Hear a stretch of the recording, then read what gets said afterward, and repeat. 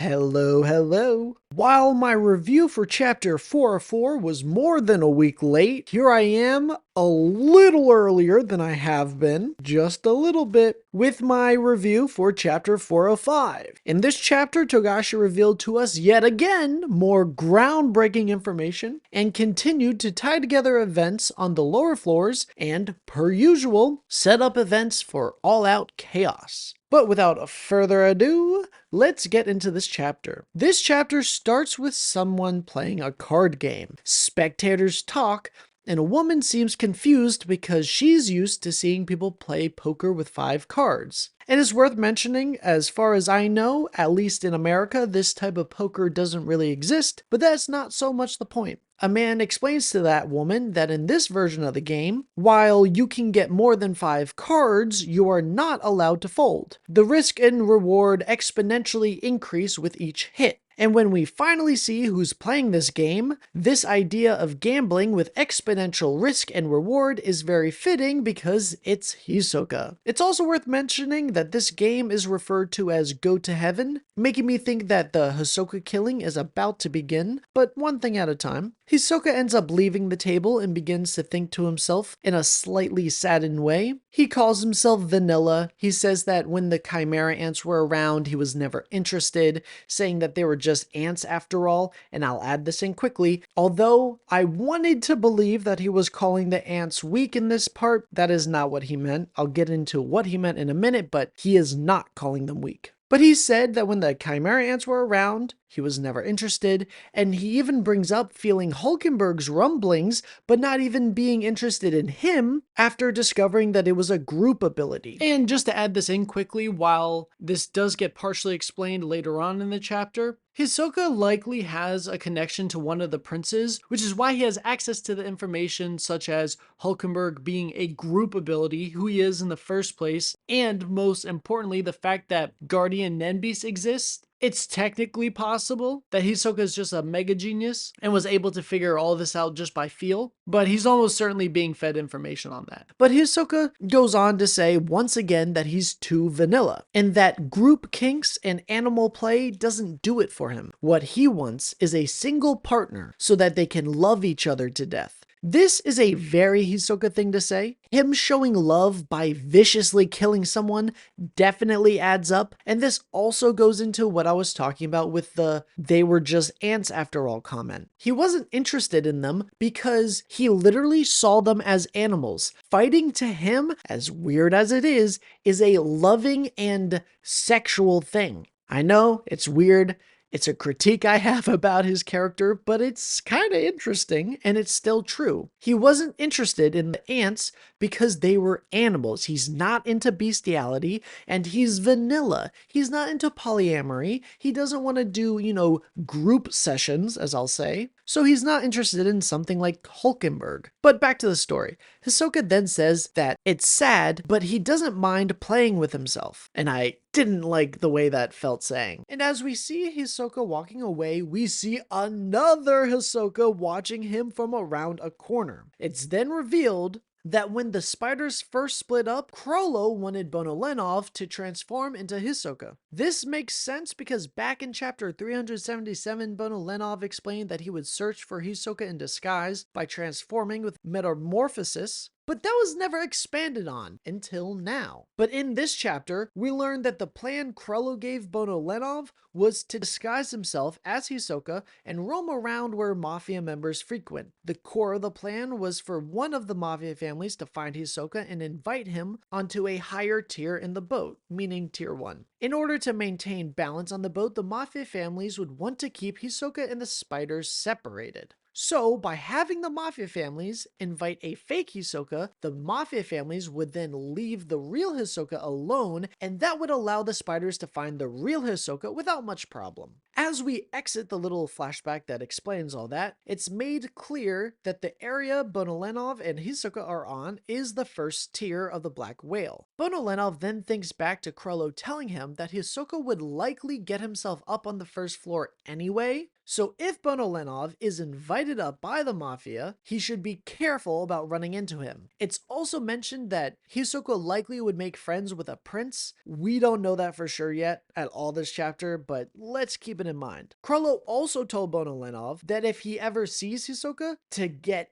out of the Hisoka disguise and to change into someone else. We then see him do exactly that, and along with him changing disguises, we get an explanation for his ability Metamorphosis. Bonolenov can change into the appearance of anyone he's talked to face and can maintain that form for the same amount of time that he's spent face to face with said person. The time limit of the transformation is also shortened depending on how much shorter the person is from himself, which is a slightly funny restriction to me. And what's also funny is the fact that Bonolenov turns into Owl, who I think most people probably forgot if you're a casual reader, because I forgot and I'm kind of obsessed with this story. But Owl is one of the 10 shadow beasts from the York New City arc, and while the other 9 were killed, Owl was kept alive so Krollo could steal and use his ability, so Bonolenov likely got a good amount of FaceTime with him. We then get a little flashback to the scenes of when it was Bonolenov as Hisoka and not the real one, and this part can be a little confusing if these interactions aren't fresh in your mind, so I will be adding in some background information here and there to make everything go a little smoother. But anyway, Bonolenov gets to thinking about Lynch and Zakuro, 2 Mafia members that he had come across disguised as Hisoka. He thinks about how Lynch was a problem because she found out that he was a fake Hisoka, so he had to kill her. However, he still needed to get led up to the higher tier, so he left Zakuro alive. But Bonolenov is worrying that if Lynch's death is discovered, it will somehow get tied to him and just make things complicated. So to add some context to that, what happened was, in chapter 392, Zakuro and Lynch are on the lower floors looking for Hisoka, and they finally come across him. Lynch uses her ability, which makes people tell the truth, on the fake Hisoka, and what we learn in this chapter is while her ability doesn't make people say the truth out loud, when she hits Bonolenov, he says he's not the real Hisoka and that he's the fake, and in chapter 392, Bonolenov quickly knocks her out, and while keeping his cover, he tells Zakuro that he couldn't help but counterpunch. And then him and Zakuro have a slight interaction where Zakuro is like, "You're Hisoka, aren't you?" And then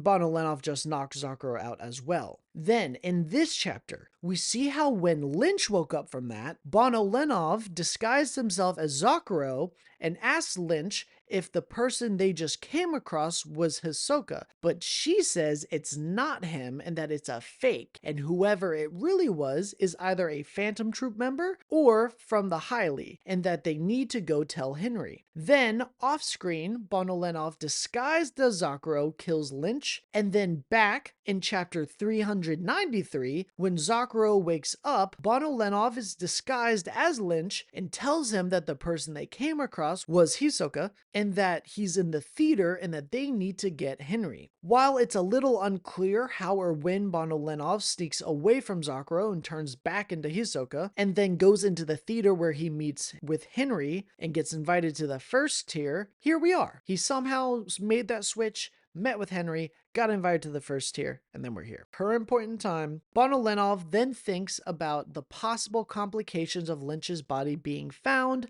but he comes to the conclusion that it should all be fine because from specifically Zakuro's perspective, by the time they find her body, if they do, it shouldn't seem like it will have anything to do with the real or fake Hisoka. He then thinks about how he could call Krollo because Krollo did tell him to call him if he finds Hisoka, but he says how he doesn't want to get Krollo involved, and in fact, he's hoping Phinx and the others can handle Hisoka. He thinks about how the whole troop knows how hard the deaths of Shalnark and Kortopi hit Krollo, even though he tries to act like it hasn't. We then get an interesting thought from Bonolenov. And keep in mind, this is the official translation. The fan translation says something slightly different, but Bonolenov thinks everyone knows he wants to settle it once and for all by himself this time, and that the treasure he seeks on the ship is an ability that he'll need to kill Hisoka for good. That's why everyone wants to kill Hisoka first before Krollo can get to him. So there's a lot more to break down here than someone might think. At face value, Too, it's worth noting that originally, the treasure Krollo and the others were seeking on the ship was the traditional shiny valuable type. However, either this ability Krollo wants to steal is now an additional treasure, or we have a small retcon where this is now the treasure that they were after all along. Personally, I don't think it matters if this is a retcon or not. I don't think it changes their plan, and I don't think it changes the state of the story, and I don't think it makes Togashi any worse of a writer. It's just something worth noting. But more to this mysterious ability Krollo wants to steal, I don't currently have an idea of what ability he wants, but I do believe whatever it is an ability that will cost Krollo either his life or his sanity or something along those lines. The entire troop seems to know what ability Krollo wants to steal, and for whatever reason, they don't want him using it. I personally don't believe Krollo would put the lives of the other troop members at risk. For example, if this ability was so destructive it would destroy the boat or something, just to kill Hisoka. So I think the spiders aren't trying to save their own lives or the civilians on the boat. I think they're trying to save Krollo. I don't think they want Krollo using this ability on Hisoka because it'll harm himself severely in the process. Kind of a Gon and Pitou type of thing. Then on to the second thing I'd like to discuss. And I will admit, this is me pushing an agenda, so I'll preface it all with this. Official translations are not inherently more accurate. There are often, very often even, disputes about the accuracy when it comes to certain official translations. On top of that, I will say, in the line I'll be referencing, it seems to be agreed upon outside of the official translation that Bonolenov says that Krollo wants to kill Hisoka with his own hands. But that does not help my agenda, so I will be using the official translation, which, in reference to Krollo killing Hisoka, Bonolenov says Krollo wants to do it by himself this time. Doing it by himself this time implies that the last time he did it, it was not alone. There has been a theory for a long time that Krollo recruited the help of other Phantom Troop members in his fight against Hisoka in Heaven's Arena, and therefore he cheated and did not fight one-on-one. I am in favor of this theory, and not because I don't think Krollo is strong or skilled enough, per se, but because if Krollo didn't cheat, then Hisoka was just so angry he lost a fight, fair and square, mind you, that he decided to start a hunt of the entire Phantom Troop. To me, that has never made much sense. If Hisoka got the fight he always wanted, he has been wanting to fight Krollo since we've seen Krollo in him. But if he lost that fight fair and square, I feel like he should have been left in a state of euphoria or some kind of satisfaction. But that's not what happened. I believe it makes way more sense that Hisoka figured out Krollo was cheating, either mid-fight or at the end of the fight, and became so enraged by the fact that his dream fight was taken from him, or in Hisoka terms, that the love of his life cheated on him, because Hisoka views fighting in a weird way. I think that Hisoka felt cheated and thus wanted to hurt Krollo back in the worst way possible, which is hunting down his family. I'm a little rusty on the specifics of the theory, but if I remember it correctly, there were 3 people accused of helping Krollo. Kortobi, who's dead, Shalnark, who's dead, and then Machi, who Hisoka is kind of friends with, so makes sense why he left her alive, but plus, he probably wanted someone to send the message that he's coming after them. So I'm just saying, it adds up. But yes. So I feel like this subtle little line is confirming that, although that's just opinion, but I'll leave it there, because who knows? Maybe Hisoka really is just a sore loser, or maybe this is somehow an elaborate plan to make Krollo incredibly bloodlusted or rageful in order to create a glorious rematch. But I'll let you come to your own conclusion. But let's get back into this story. I'm sorry for that tangent. I couldn't help myself. Bonolenov finishes this little thought process by saying that after they kill Hisoka, they should close the curtain on this performance, which I took as once they kill him, they will put an end to the Phantom Troop, or should. This not only shows a lot of depth for Bonolenov himself, but shows just how much devastation Hisoka has brought to the troop. But even more than that, just how much pain and suffering the troop has already endured. We then switch to a news broadcast on the second tier of the boat, and we see a familiar face, although not the face of someone good, and maybe not that familiar of a face. This man, we now learn, was the chairman of a charity supposedly dedicated to helping underprivileged children, but we know him as the man that we saw kidnapping several people in Meteor City, and almost certainly kidnapped Sarsa and did unspeakable things to her. And if you forgot, Sarsa is one of the girls that were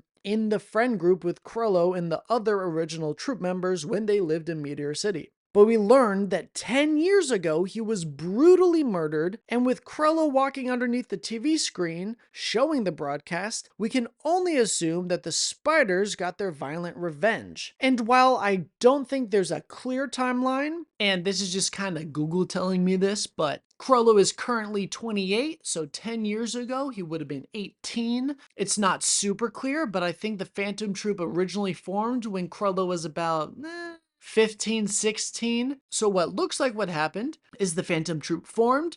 They started killing a bunch of people to find out who the hell killed Sarsa. Likely Bonolenov and some of these other core troop members joined in. And then, yeah, they found this guy and killed him real bad, which is why all of these troop members know how rageful and violent Krollo gets when he's this upset. Because the only other time Krollo has been this rageful, presumably, is when he was getting revenge for Sarasa's murder. So now that Krollo's trying to get revenge for Sholnark and Kortopi, everyone's probably worried again. We then switch to Nobunaga, Phinx, and Feitan talking to the Char family vice boss, Tahao, and Kenny. Nobunaga asks if they've been dealing with the Heily for a while. And while Kenny says yes, he adds on that the Heily recently got a new boss, that being Morena. Nobunaga says that, in that case, it must be hard to anticipate the Heily's movements, but more so, it must be hard to see that they no longer act as a traditional mafia. They don't care about the traditions, protocols, respect, and normal work that the Shiyu and Char families do.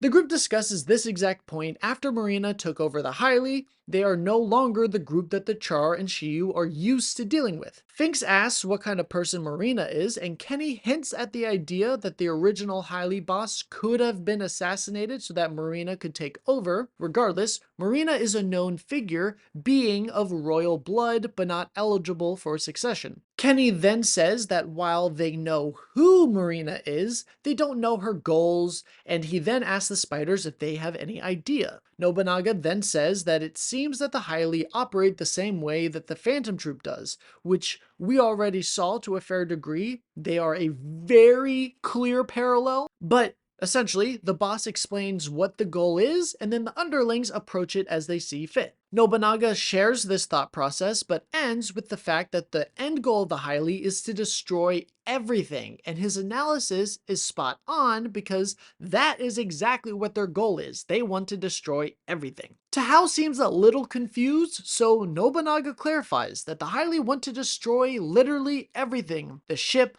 the princes, the wealthy, everything. Or in other words, Kakin itself. Although it's worth keeping in mind that while Nobunaga says Morena wants to destroy Kakin itself, Morena's own words was that she wants to destroy the world. But she might be thinking a little too big. Anyway, Nobunaga then shares how he's figured out that the Heily gains strength by killing, and the black whale is the perfect environment for that. Once again, Nobunaga being spot on because that's exactly what we've seen. We then get a little bit where Tahao says that the spiders are just as evil as the Heily because you have to be that evil to figure all this out. And he also adds on that we're evil too, but at least we have morals. And he tries to say that violence is a last resort, but blah, blah, blah, blah, blah. That being said, Tahao says because the Heily are nothing like the Char and the Shiyu and are something completely different, both families will help the spiders crush the Heily. Tahao opens up one of their secret passageways for the spiders, and Nobunaga says that they'll go ahead, and Phinx tells them to tell Henry what they're up to. And that makes me so happy because Henry is my goat. He and his pigeons are the best things ever, and I can't wait to see more. I have Henry beating Miriam and the entire royal guard with 2 pigeons, easy, with his eyes closed and his hands tied behind his back. But to focus back in, while the Phantom Troop and the Char seem to have a good thing going, not so much. Because we get quite the reveal in which Kenny seems to be a traitor and working with or for Morena. He thinks to himself how they didn't anticipate the spiders to get this far so fast, and not only will Morena need to speed things up, on top of that, he thinks about how she may need to play her Joker card already. While that may or may not be related to Hisoka, the Joker card, in the event that that phrase was slightly confusing, just know that there's a card game called War, where 2 or more people place a card on the table and the card with the highest value wins. While Jack, Queen, King, and Ace are usually the highest rated cards, the Joker, of which there are only 2 in a deck rather than 4 like every other suit, the Joker trumps all cards, even aces. So it makes me curious about what card she can play that can trump everyone else, presumably including the Phantom Troop, considering the context in which Kenny is saying this. And it also poses the possibility that she or someone else has another Joker to play, because there are 2 Jokers in a deck, but we'll see. But moving on, we go to the Heily base and we see Morena and Dogman, and she's revealing that they have some kind of plan to enact during Hulkenberg's funeral, but it's not super clear what. We also learn that Dogman is an enhancer whose ability is to detect by smell what Nen type someone is within 5 meters and how skilled they are in Nen when he's within 2 meters. And at face value, this is a little silly and a little funny that this guy named Dogman has abilities involving smell, but for one, I think that there might be more to his ability than just these aspects, but regardless, as an enhancer, his ability to figure out exactly what someone's Nen type is, which is usually half the battle at least when it comes to fighting with Nen, but to also be able to know how skilled they are, when he comes into a fight, the battle's already half won, to a degree. And I'd also like to say that since we learned how Morena's soldiers increase their power, and since I saw Dogman specifically, I've been saying he will be the example of how strong the Heily can and will become, and it seems that we're just about there. But back to the story, we then see more Heily members with Morena, and here we see them very vaguely discussing said plan. The plan is to have Dogman locate a mystery someone, and then signal Sodom, who will use his kidnap ability on this mystery someone. Additionally, Sodom says that his ability counts on the target not knowing Nen. So while this mystery target remains unknown, we do know it'll be someone who doesn't, or at least shouldn't, know Nen. And on top of that, Gelato comments about how this mystery target likely won't want to join them after hearing their plan. And Morena's just like, doesn't really matter. That's why we're gonna just kidnap him. So at first I had no idea who they could be trying to kidnap, but I do have a thought post-edit. When I was going through the potential people of who's important enough to kidnap but doesn't know Nen, the only person that comes to mind is the Char family boss, Onyor. It could also be Brocco Lee, but we don't know for sure that he doesn't know Nen, whereas we do know that Onyor doesn't know Nen because of a conversation he had with Zhang. He kind of knows its existence, but we know for a fact he does not have access to Nen. Not only that, but as the head of the Char family, he's very important. And also, being of royal blood but not eligible for succession, it is very, very, very likely that he will be in participation for Hulkenberg's funeral. While I could be wrong, and while it could be Brocco Lee, Anwar fits the kind of parameters we need for who this mystery target is. Anwar is someone who doesn't know Nen, so Sodom can use his kidnap ability. He's head of the Char family, so he's very important, so worth kidnapping. He's also part of an opposing mafia family and sticks with tradition, so he probably wouldn't agree to Morena's plan. So overall, if I had to guess who they're after, I'm gonna say Anwar. Could be Brocco Lee, could be someone I can't even think of. Finally, Vocante asks Morena where Corale, Damon, and Tavaleris are, and she says they're in the processing chamber. And if you forgot, it's a room or potentially a set of rooms where the Heily members get fed civilians and other people so that they can just easily kill them and level up.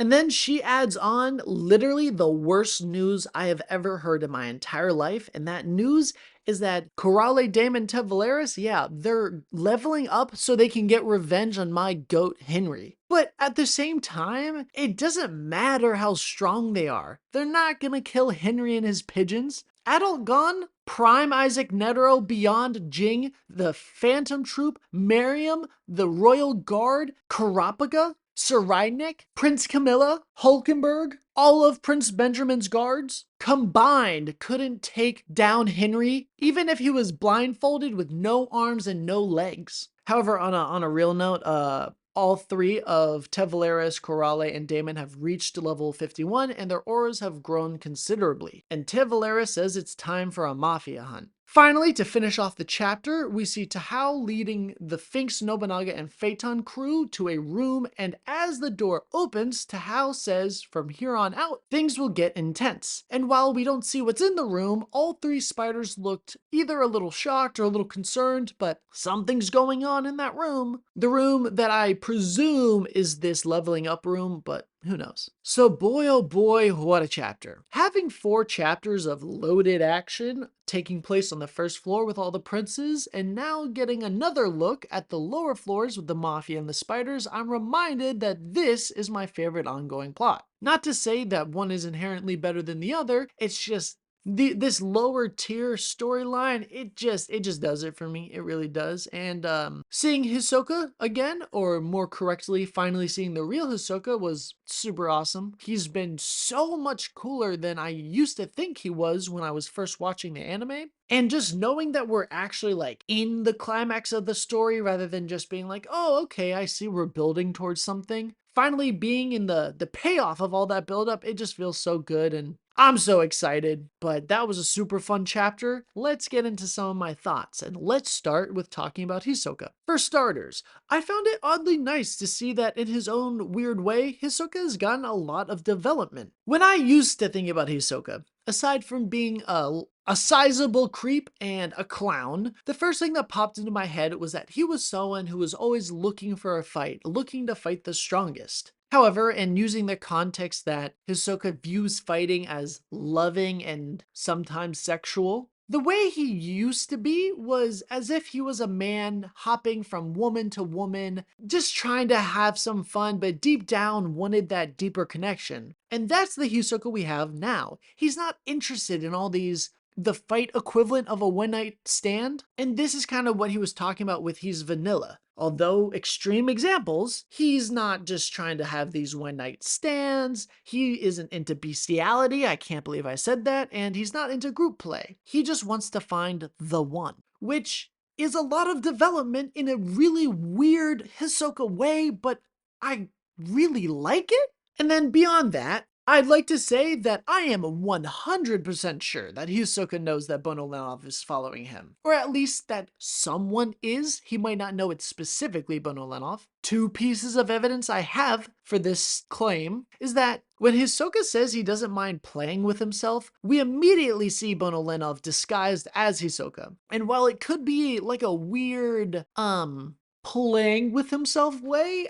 I feel like it means fighting himself, you know, that kind of dealio. Hisoka's weird, but I don't think that statement was being used in that weird of a way. The second piece of evidence is in chapter 170 during the Greed Island arc. Hisoka comes across the spiders, and during this interaction, Hisoka was able to sense the presence of Kaluto, even though they were in Zetsu. This scene shows that just from Hisoka being Hisoka, he can sense the presence of others even if they are in Zetsu. Even more to it, not only does Machi confirm that Kaluto's Zetsu was perfect, Nobunaga notes that Hisoka wasn't even using Nen. Off pure instinct, Hisoka was able to detect someone who was in perfect Zetsu. Now, with Bonolenov having maybe not bloodlust towards Hisoka, but certainly not having good intentions, and definitely having some nervousness to him, and the fact that he's following Hisoka, I feel like there's just no way Hisoka isn't aware that at least someone is following him. He may not be aware of who it specifically is, but I guarantee you Hisoka knows someone's following him. And I guess maybe to cover my tracks here, but the only way Hisoka wouldn't know is if he's genuinely just so bored and lost in thought, but he still won't be caught off guard in any scenario. He'll just be like, oh, you're following me?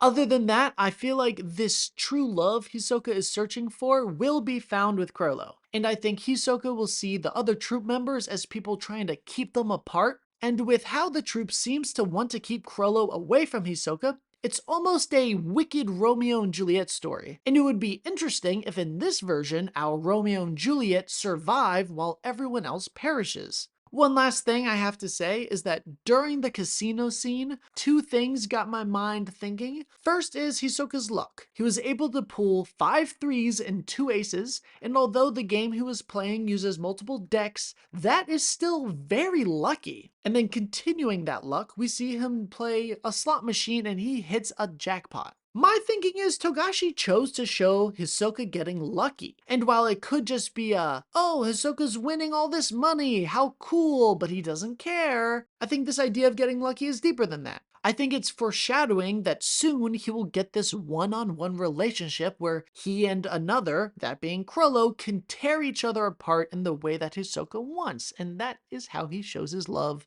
But there's also the chance that him getting lucky is maybe being able to get a quick fight with, say, Bonolenov. But if that's the case, it kind of breaks down, a lot of my other thoughts. But just wanted to throw that out. The second thing of Hisoka in this casino is my heart tells me that there's some kind of deeper message being told with the specific cards he had in that poker game. More than just being lucky, I feel like it could somehow hint at what spiders he'll kill, the fact that he had 5 threes and 2 aces. I don't know, I feel like it's important, but I have nothing more to say about it other than it's a gut feeling that it feels important. But other than that, I have nothing else to say about Hisoka. And I'll say it again, while upon my first introduction to Hisoka, I thought of him mostly as a weird character with disgusting preferences towards who he's turned on by. But since his fight with Crollo, Hisoka has become a character I truly enjoy. And I almost feel like Togashi saw that Hisoka in maybe a flawed way was super hard to like. And I feel like he fixed a lot of those problems.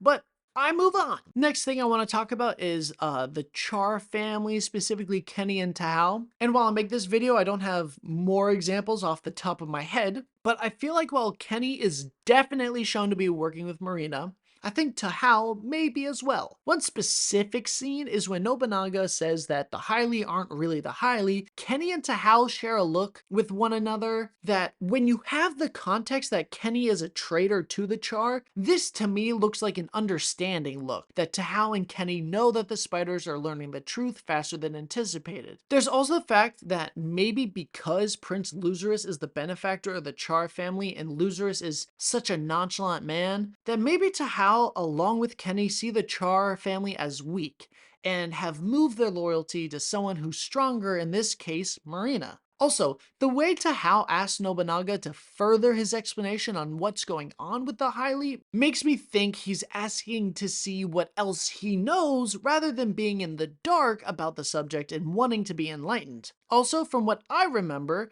and especially in this chapter, Tahao and Kenny at least visually always look to be on the same page. One never seems to know more than the other, furthering my suspicion that Tahao and Kenny are on the same page and thus Tahao is also a traitor. Two final points I'd like to add on is that Henry, who's part of the Shiyu family, seems vastly more committed to taking out the Heily than both Tahao and Kenny. Henry has actually been shown and is consistently showing that he wants to eradicate the Heily. Not to mention the fact that the Heily are hunting him, whereas they don't seem to have any problem with the Char, at least that I can remember off the top of my head. So the stark contrast on how helpful Henry has been compared to Kenny and Tahao is pretty significant. Finally, the way Tahao has led the spiders into this tunnel just gives me a bad vibe. Maybe I'm wrong, maybe Kenny is the only traitor, but I just don't like what I'm seeing from Tahao. I also think that with the comments made by Nobunaga last chapter, specifically when discussing how they need to talk to the Char family, he said, depending on the response, we may have to go all out on this. I think potentially Nobunaga saw that Kenny and Tahao weren't really interested in destroying the Heily, so when he revealed all the information he learned to them, it wasn't just being like, hey, this is what I know, he was testing to see their reaction. Finally, just to make a comment about the Heily, while I usually have a bunch of ideas, even though that they're almost always wrong, when it comes to the potential abilities of Corale, Tevaleris, and Damon, and even the more specific aspects of Sodom's ability, I got nothing. We're just gonna have to see what happens. But with that, this ends Chapter 405 review. And even though I've just been inexcusably late with these videos, I promise, starting with chapter 406, I should be way earlier, Sundays or Mondays, worst case scenario Tuesdays, I promise. But I hope you've enjoyed this video. Let me know your thoughts and theories in the comments, and as always, thank you for watching.